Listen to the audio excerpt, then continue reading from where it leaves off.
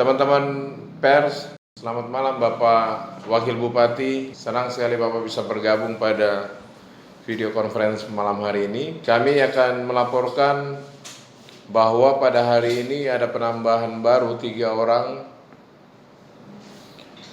yang statusnya ditetapkan sebagai PDP. Sehingga dengan penambahan 3 orang ini, maka jumlah PDP sampai hari ini berjumlah 64 orang. Dan dari 64 orang ini 23 orang dirawat di 3 rumah sakit. Di RSUD Mimika 15 orang, di Rumah Sakit Tembagapura berjumlah 5 orang, dan juga di Rumah Sakit Mitra Masyarakat ada 3 orang. Dan pada hari ini ada 4 sampel dari Rumah Sakit Tembagapura yang dikirim ke Jayapura tadi pagi. Kemudian untuk ODP baru, hari ini ada penambahan 3 orang, yang mana ditemukan sebanyak 1 orang di RSUD Mimika. Puskesmas Timika Jaya ada 2 orang, sehingga keseluruhan ODP di Kabupaten Mimika yang masih dalam pemantauan secara mandiri isolasinya adalah 147 orang. Dan yang terakhir adalah orang tanpa gejala, di mana ada penambahan 11 orang baru, terdiri dari Rumah Sakit Tembagapura ada 2 orang. Kemudian berdasarkan hasil tracing kontak dari 6 kasus yang telah dilaporkan pada hari Sabtu tanggal 11 April lalu, ada 9 orang. Kemudian di hari ini juga ada 3 OTG yang kita nyatakan selesai dalam pemantauan. Jumlah OTG di Kabupaten Mimika sampai hari ini berjumlah 221 orang dan semua melakukan isolasi mandiri. Teman-teman pers, Bapak Wakil Bupati yang kami hormati, kalau kita melihat PDP baru, ODP baru, dan OTG baru, ini adalah gambaran bahwa transmisi lokal sedang terjadi dan masih terjadi. Dan ini adalah gambaran bagaimana aktivitas masyarakat yang tetap melakukan pergerakan sehingga memindahkan virus corona ini dari orang yang sudah terinfeksi kepada orang sehat. Kemudian gambaran PDP baru ini, kita bisa lihat bahwa ini sebenarnya gambaran pasien yang sebenarnya pada 2 minggu lalu atau pada bulan lalu, sebelum pembatasan penerbangan maupun pelabuhan laut, ini mereka sebenarnya sudah terinfeksi, tetapi mereka ada di rumah dan tidak dengan sadar datang ke fasilitas kesehatan untuk melapor. Ini yang disebut fenomena gunung es. Oleh karena itu, fenomena gunung es ini dibongkar dengan cara melakukan tracing kontak. Tetapi ketika orang-orang yang pada akhirnya di hari ini, di hari kemarin, setelah pembatasan sosial, mereka mulai mengalami gejala, disinilah baru mulai terlihat satu-satu fenomena gunung es ini mulai dilaporkan oleh rumah sakit, karena mereka hampir sebagian besar itu sudah dengan gejala sedang sampai gejala berat dan akhirnya melakukan isolasi mandiri. Data-data ini menunjukkan bahwa transmisi lokal ini masih akan tetap terjadi dan penyebaran akan tetap meluas di Kabupaten Mimika. Data kami, data tim gugus menunjukkan bahwa sudah ada 4 distrik yang zona merah, yaitu Distrik Wania, Distrik Mimika Baru, Distrik Tembagapura, dan Distrik Kuala Kencana. Sementara yang masuk dalam Distrik Kuning atau hati-hati adalah Mimika Timur. Ini akan bisa menyebar luas apabila pergerakan kota ini masih tetap saja berlangsung seperti biasa. Instruksi arahan daripada Bapak Bupati, Bapak Wakil Bupati untuk tetap ada di rumah itu sampai hari ini tidak terlihat dilaksanakan dengan penuh rasa tanggung jawab oleh warga Mimika. Pasar sebagai pusat untuk di mana pemenuhan bahan pokok dari masyarakat masih buka. Tetapi yang anehnya adalah toko-toko bangunan, bengkel-bengkel, toko-toko handphone, toko-toko pakaian yang sebenarnya tidak punya urusan sama sekali dengan penyediaan sembako, ini masih ada. Kami mau kasih tahu bahwa RSUD Mimika hari ini merawat 15 orang. Artinya bahwa dari 20 tempat tidur yang tersedia di RSUD Mimika di ruang isolasi, ini hanya tersisa 5 tempat tidur. Yang kedua, kapasitas di shelter itu adalah 28 kamar yang tersedia, dan hari ini 10 kamar terpakai. Dan 10 kamar terpakai. Artinya bahwa shelter kami tidak siap, tidak cukup untuk memuat jika terjadi lonjakan kasus. Dari hasil tracing kontak sudah ada 500, hampir sebagian besar adalah orang tanpa gejala, yang jumlahnya adalah 221, dan itu untuk OTG, sementara ODP ada 147 dan juga PDP ada 64. Total keseluruhan adalah 432. Rumah sakit tidak cukup, puskesmas pun tidak cukup, dan shelter tidak cukup.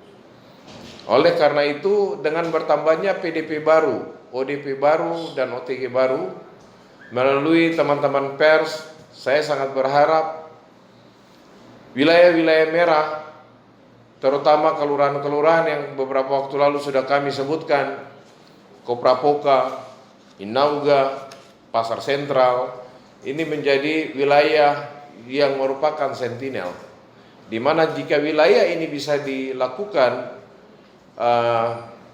penutupan aktivitas, maka sebenarnya tidak akan bisa menyebar ke wilayah lain, termasuk berpindah virus ini ke kampung-kampung, daerah-daerah pesisir.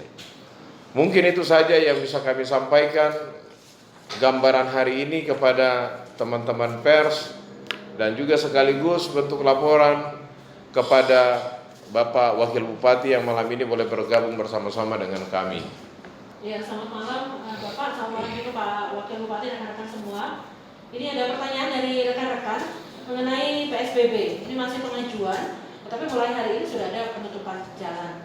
Alasannya apa Pak? Ya, baik. Sebenarnya sadar atau tidak, pembatasan aktivitas sosial ini sebenarnya sudah berjalan sejak tanggal 26 Maret lalu. Dan tantangan kita hari ini, kalau kita melihat data-data PDP, sebenarnya selain jalan yang sudah dilakukan, pembatasan bagaimana arus lalu lintas yang dilakukan oleh tim dari tim gugus, yaitu Dinas Perhubungan, ini sudah sangat baik.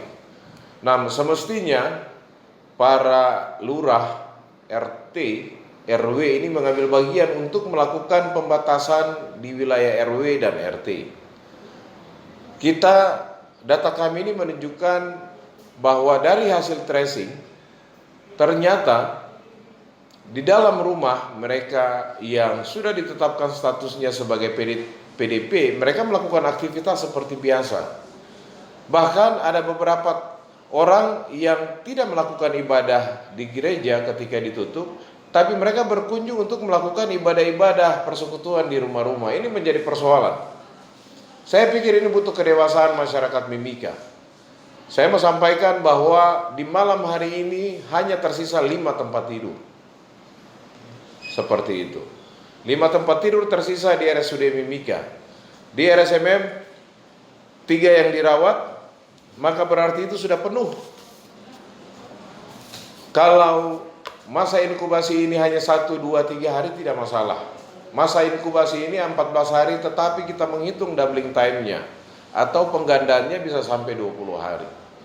Sehingga pembatasan sosial yang sudah dilakukan oleh pemerintah, kalau sampai pemerintah Kabupaten Mimika memberlakukan atau pengusulan pembatasan sosial berskala besar, sebenarnya kalau masyarakat dengan bijak melakukan apa yang dianjurkan oleh pemerintah sejak tanggal 26 Maret lalu, tentu saja di Mimika ini sudah tidak menjadi persoalan lagi.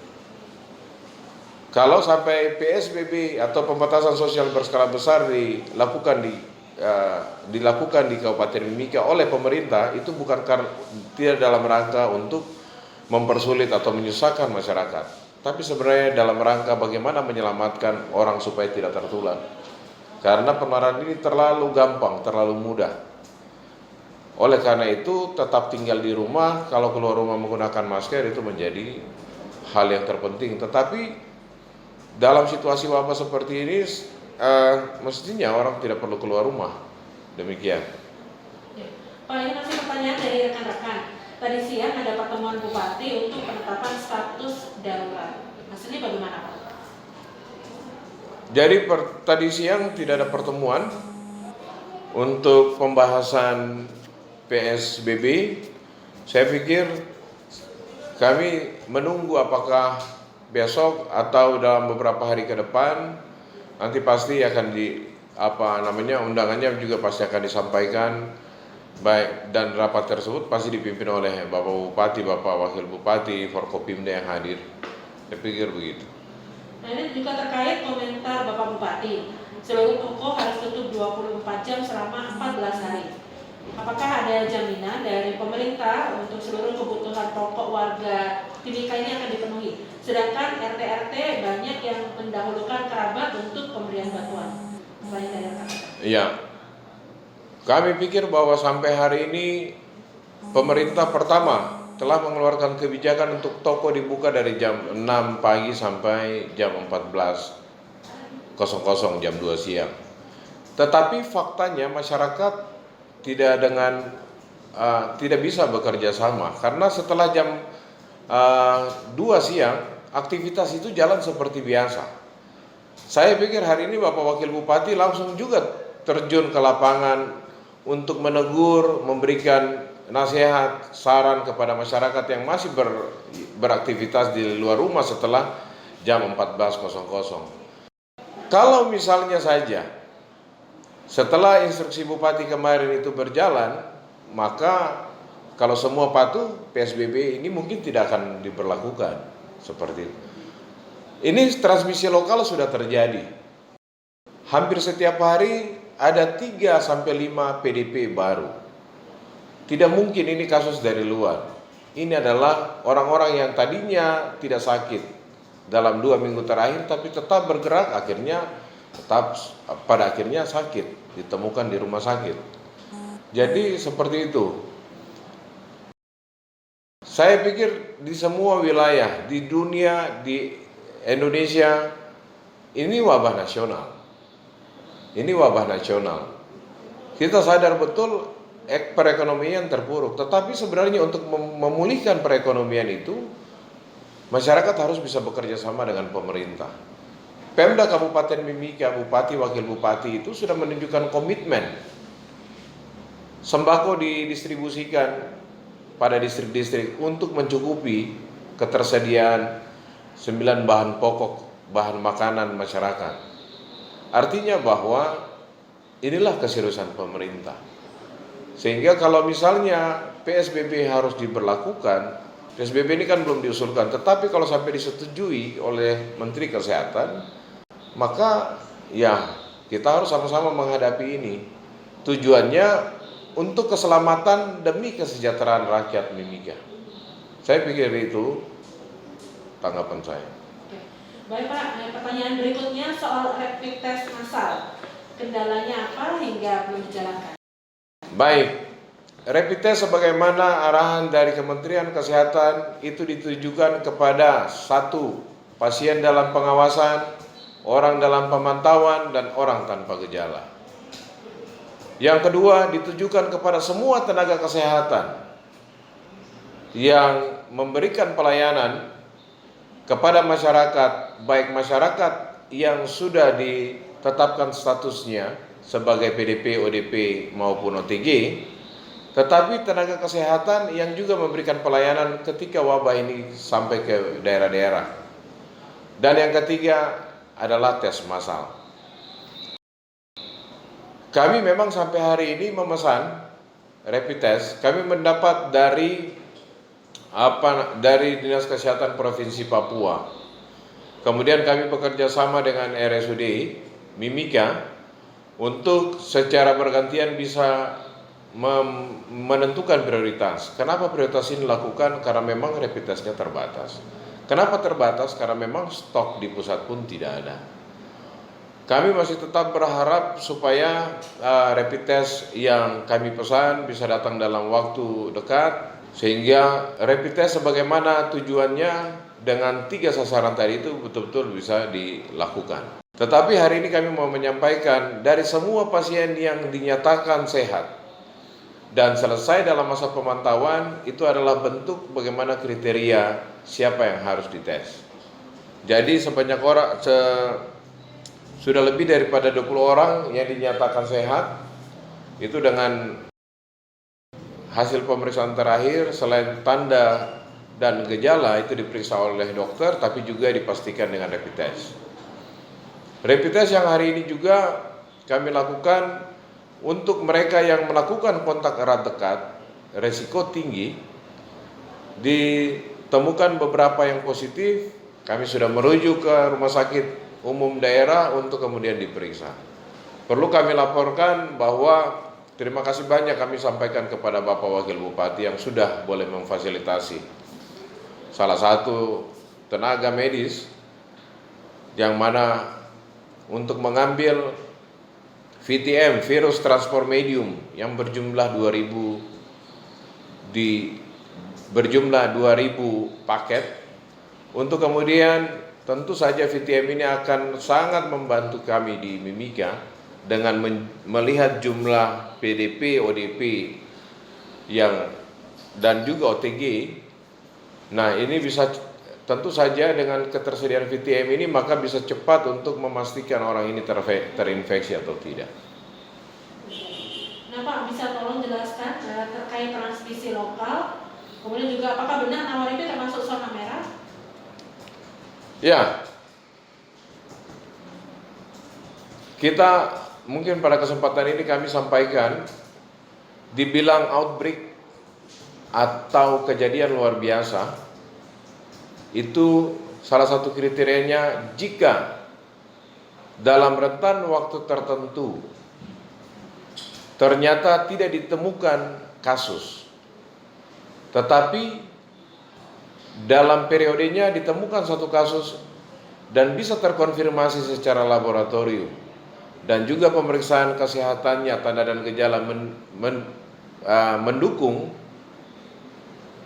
sehingga apabila penyakit itu di dalam satu wilayah tidak pernah ada dan kemudian ada, maka itu dinyatakan outbreak. Selain penyakit menular yang jumlahnya meningkat lebih dari biasanya. Satu kasus di Nawaripi, satu kasus di Mimika Baru, satu kasus di Tembagapura, satu kasus misalnya saja di Kokonau, karena selama ini tidak ada, maka itu ditetapkan sebagai wabah. Virus corona tidak pernah ada di dunia. Virus corona tidak pernah ada di Indonesia, virus corona tidak pernah ada di Papua dan tidak ada di Mimika. Tetapi sekarang ini ada, maka itu dinyatakan wabah atau outbreak. Jadi bukan dari banyaknya kasus kami lihat, tapi jika dari tidak ada menjadi ada, disitulah ditetapkan sebagai outbreak atau wabah. Transmisi lokal maksudnya? Transmisi lokal sudah jelas, karena itu merupakan salah satu kriteria. Jadi ada khusus untuk data-data kesehatan, ada 3 kriteria yang harus disampaikan kepada Kementerian Kesehatan. Yang pertama, peningkatan kasus secara signifikan. Sudah jelas kasus ini dari tidak ada menjadi ada. Kemudian kecepatan penyebarannya, kita lihat dalam 1 bulan dari tidak ada menjadi ada, kemudian dari 5 digandakan menjadi 13, kemudian digandakan menjadi 19 dalam waktu 4 hari atau sama dengan doubling time. Dan ini ditemukan di antara kelompok 27 orang rata-rata dalam rata-rata per hari. Kemudian kalau kita lihat dari penyebarannya, pertama dari klaster Jakarta, kedua dari klaster Surabaya, ketiga dari klaster Makassar, dan keempat dari klaster ada dua generasi baru yang terjadi. Yang pertama, klaster Lembang itu menghasilkan 11 PDP yang dinyatakan terkonfirmasi positif. Salah satu dari klaster Lembang itu menghasilkan 2 orang atau second generation, yaitu menghasilkan PDP 014 dan PDP 019. Mudah-mudahan sampel yang hari ini sudah dikirim ke Jayapura itu tidak ada yang positif, tapi kami menduga antara 8 sampai 9 itu pasti akan positif. Dan jika itu positif, maka kemungkinan di tanggal 20 April Rumah Sakit Umum Daerah Mimika sudah tidak dapat menampung pasien COVID-19. Sekarang kuncinya ada di masyarakat. Apakah mau tetap mengikuti anjuran pemerintah ataukah masa bodoh dengan apa yang sudah disampaikan oleh pemerintah? Nah, kalau untuk OTG yang isolasi mandiri, apakah juga diberikan perawatan sama dengan OTG yang ada di shelter? Ya. Misalnya pemberian obat atau pemberian makanan tambahan misalnya? Hampir setiap hari kami punya 6 tim penyelidikan epidemiologi melakukan komunikasi, melakukan kunjungan, bahkan juga ada melalui call center, bahkan menelpon untuk mengecek apakah mereka yang tidak punya gejala ini, OTG, ini ada bergejala atau tidak, misalnya batuk, pilek, atau demam.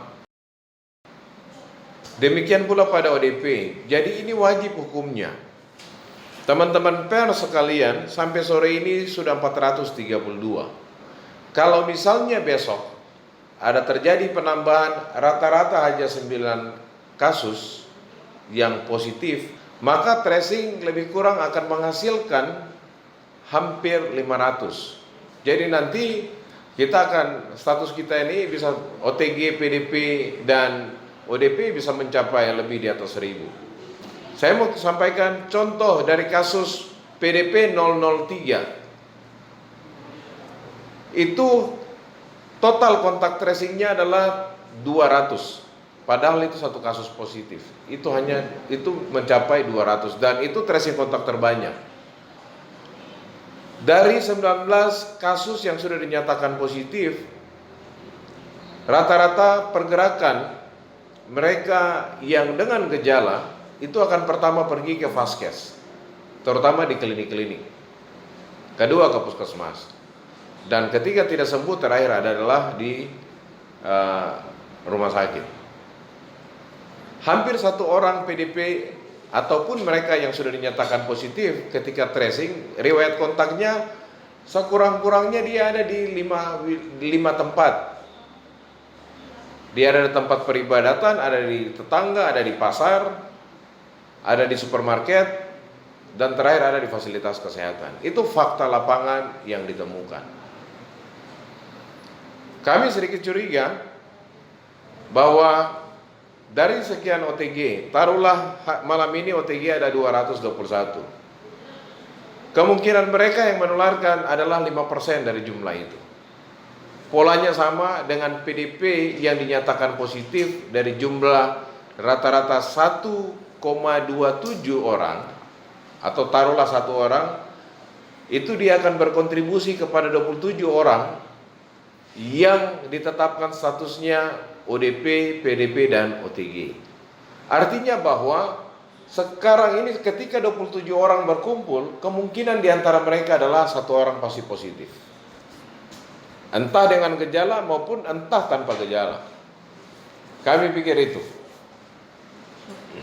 Nah Pak, ini sebelumnya sudah ada beberapa tenaga medis yang masuk status ODP, PDP, dan OTG. Kondisinya bagaimana? Apakah ada yang sudah di rapid test? Baik, tenaga medis yang betul-betul memiliki kontak erat dekat, resiko tinggi karena mereka memberikan pelayanan kepada pasien-pasien yang sudah dinyatakan positif, itu sudah dilakukan rapid test, bahkan ada yang sudah dilakukan swab, dan hasilnya juga sudah disampaikan, dan juga itu sekarang ini sedang menjalani masa isolasi di rumah sakit.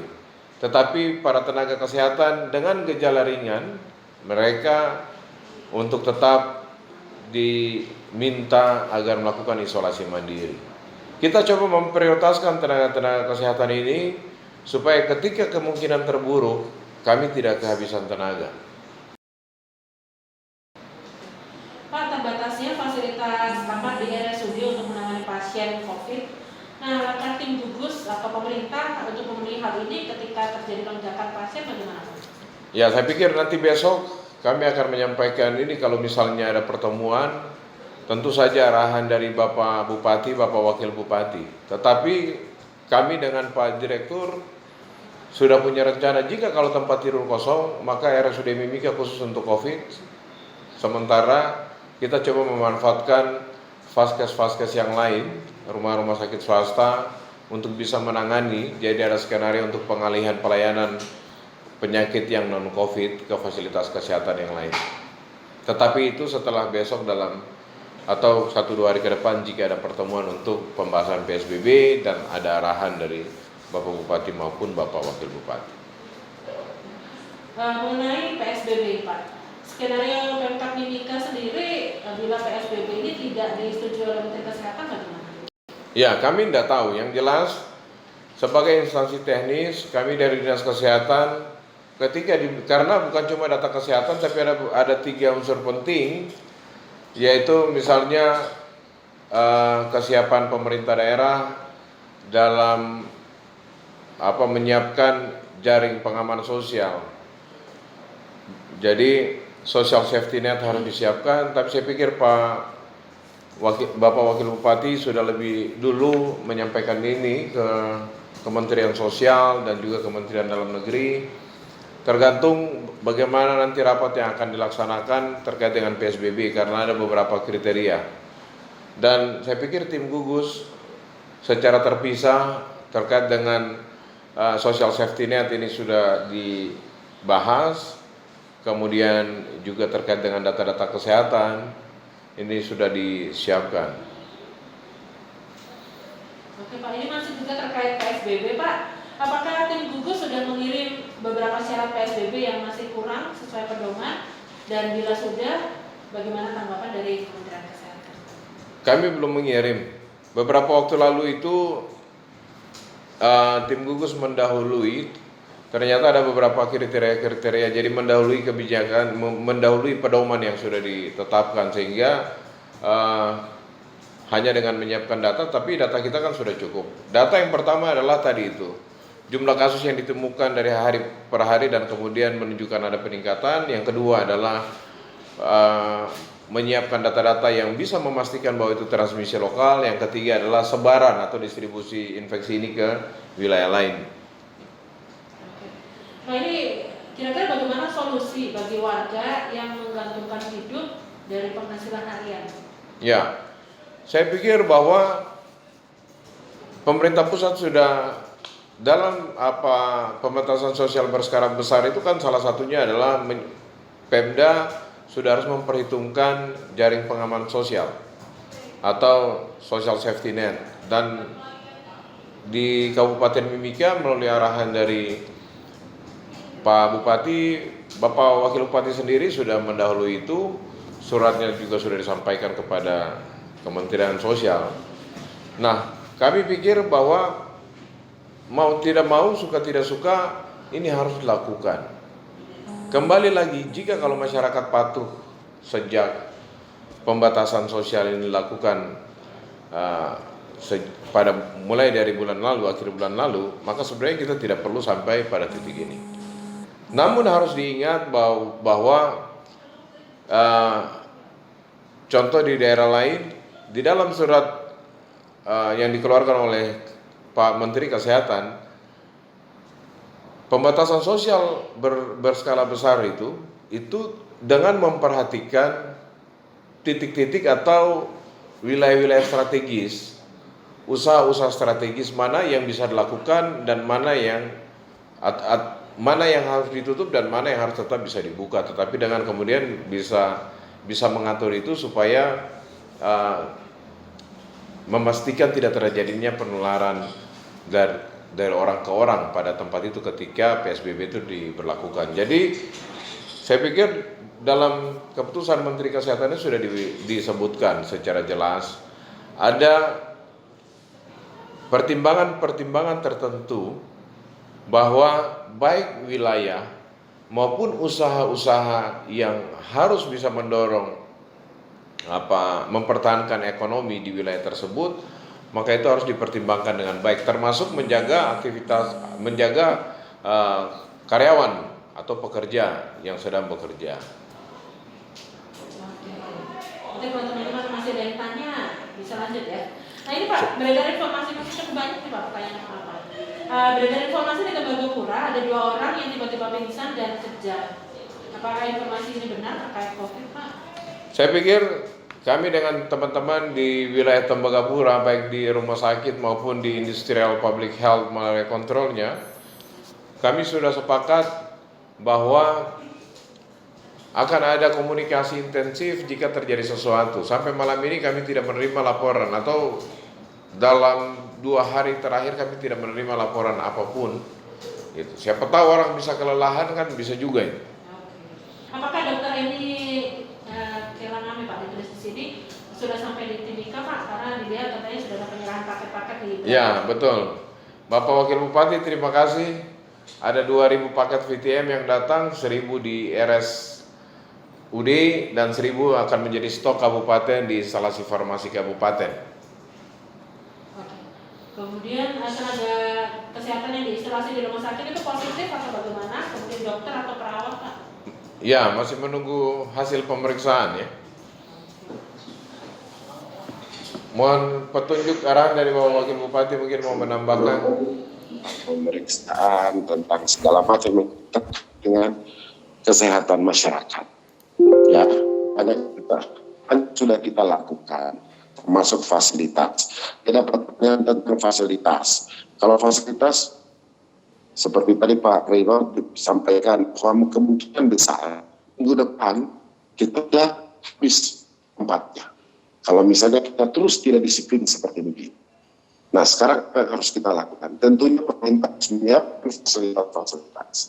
Ini sudah kita pikirkan terkait dengan di RSUD sendiri dan juga mungkin beberapa fasilitas kesehatan yang lain, dan tentunya juga kita menyiapkan tempat shelter yang nanti kemudian kita anggap bahwa tentunya tidak akan sama.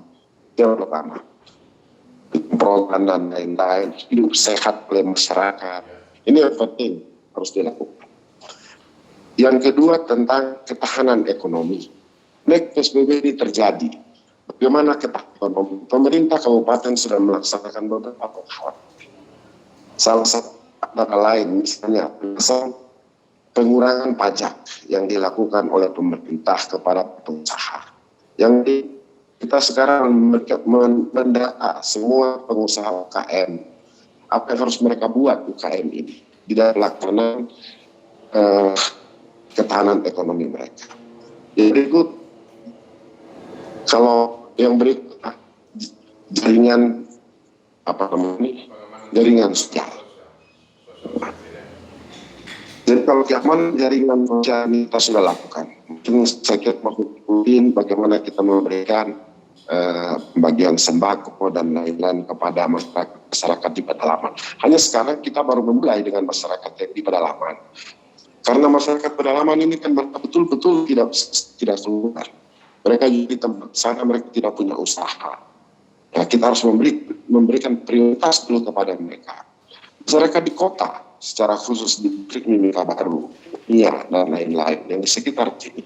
Ini tentunya kita sementara ini kita masih berikan kesempatan mereka untuk melakukan usaha ekonomi lain-lain mulai dari jam 6 sampai dengan jam 4. Namun di dalam pelaksanaan ini pun masyarakat tidak pernah sadar. Tadi Pak Reno sudah sampaikan bahwa sampaikan ini kita sudah tertib dan melaksanakan dengan baik sejak tanggal 6 kemarin, tentunya persoalan kita ini tidak terjadi. Ini sudah terjadi transmisi lokal.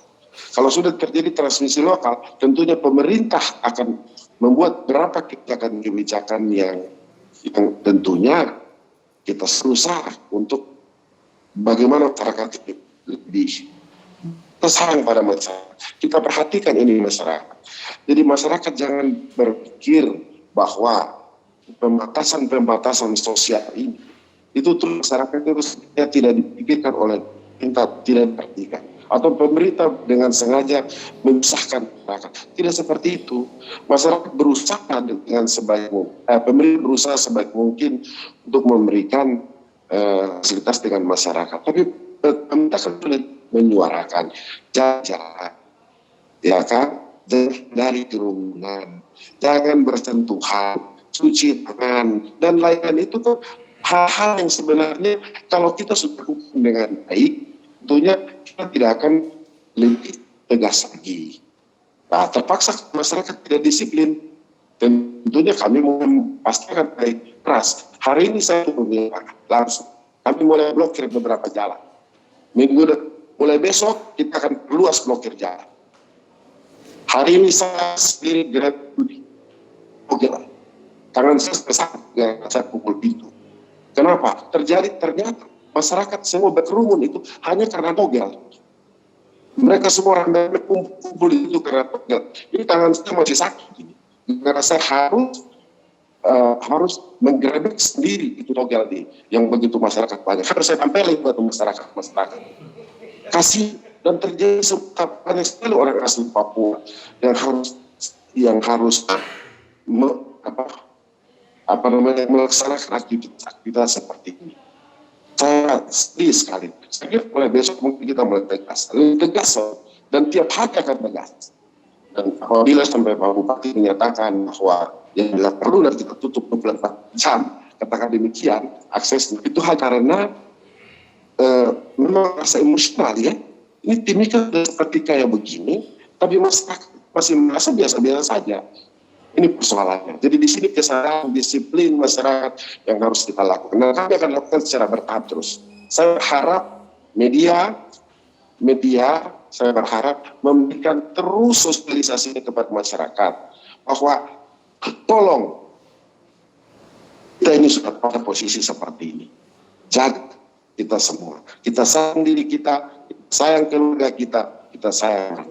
Apa yang tadi disampaikan, kita tidak tahu di samping kita, di depan kita orang begitu sehat, tapi kita bisa terinfeksi. Yang paling berbahaya kan orang tanpa gejala, tapi ternyata mereka ini sudah bisa memberikan infeksi pada orang lain. Ini berbahaya sekali. Makanya mulai besok tolong masyarakat itu tidak boleh lagi keluar kemana-mana. Kerumunan berjalan. Saya ada kesempatan saya diminta pada seluruh keamanan supaya juga membantu kita semua dalam melaksanakan. Kalau ada masyarakat misalnya berkerumun, ya tahu aja, kita lihat aja. Pak Lurah, distrik, itu harus betul-betul memperhatikan wilayahnya. Itu sudah sekan bahwa sudah ada kelurahan yang menjadi daerah merah. Di mana saya tinggal ini juga ini kelurahan Pasar Sentral. Ini sudah jadi merah. Nah sekarang kita mau peran lurah itu di mana? Peran RT itu di mana? Ini kita berharap mereka semua harus ikut berpartisipasi di dalam hal ini. Kita tidak harus jalan sendiri atau kita berharap kepada aparat saja. Kita bekerja keras. Tapi kalau semua mempunyai peran aktif di dalam ini, saya pikir ini kita semua ini pasti akan lebih baik. Saya kira begitu ya. Saya harap ini pers memberikan sosialis ini. Coba juga datang ke lurah. Saya sudah teriak-teriak tuh kepada lurah-lurah RT ini. Tapi kok kayak tidak ada tanggapan sedikit pun. Kooperatif kita tutup. Tadi kami sudah tutup. Ya, nanti kita tutup lagi Pasar Sentral. Supaya blokir jalan-jalan ini orang sudah tidak melakukan aktivitas. Jalan Budi Utomo sampai jam 5, 6 sore masih banyak orang jalan. karena ketidaksadaran orang untuk hal.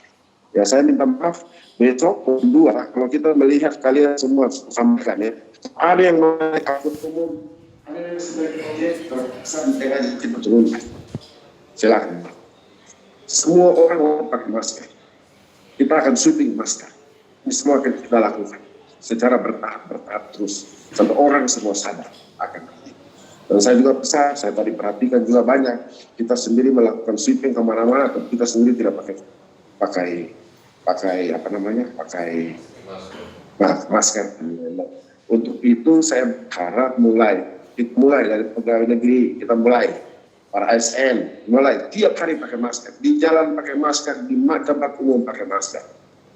Saya para teman-teman pers, saya juga harap demikian kalian selalu setiap hari di mana kalian berada pakai masker. Kita mulai menunjukkan hal-hal yang positif untuk kabupaten ini. Saya kira demikian, itu beberapa hal yang saya sampaikan. Mudah-mudahan bisa menjadi catatan-catatan kita ke depan, membuat masyarakat lebih disiplin, masyarakat lebih sadar, dan kita berharap kita jangan lebih jauh di dalam pembatasan sosial ini lebih yang berskala besar sekali. Saya kira demikian ya. Semua terima kasih. Baik, terima kasih buat Bapak Wakil Bupati yang sudah boleh menambahkan termasuk memberikan himbauan kepada masyarakat. Saya pikir pada hari ini dengan bertambahnya PDP dan juga ODP dan OTG itu sudah menunjukkan bahwa kasus ini masih terus menginfeksi orang-orang yang tidak patuh. Oleh karena itu tetap tinggal di rumah, tetap melakukan perilaku hidup bersih dan sehat. Jika keluar rumah menggunakan masker, tidak harus masker bedah, tapi ada cara-cara lain untuk menutup hidung dan mulut dengan menggunakan bahan yang tersedia di rumah. Kemudian jangan lupa cuci tangan, pakai sabun secara rutin, tidak bersalaman, tidak bersentuhan, tidak menyentuh barang-barang yang benda-benda yang tidak penting untuk kita pegang. Dan yang terakhir, jangan melakukan stigma bagi orang yang sudah terinfeksi. Stigma kepada mereka yang terdampak COVID-19 itu sebenarnya salah satu hal yang penghambat untuk bagaimana menyelesaikan COVID di Kabupaten Mimika. Saya pikir itu.